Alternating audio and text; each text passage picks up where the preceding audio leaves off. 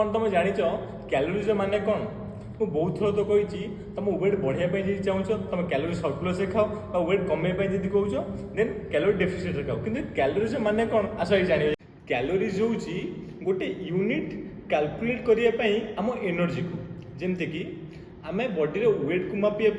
KG को आज a unit नौचे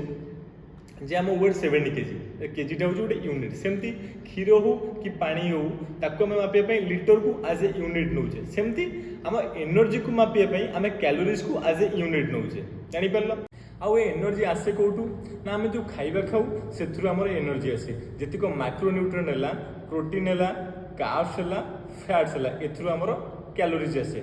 different micro रे डिफरेंट कैलोरीज हुए जमती कि 1 ग्राम प्रोटीन ने 4 ग्राम कैलोरी रुए 1 ग्राम फैट्स रे 9 कैलोरी रुए माने 1 ग्राम घी रु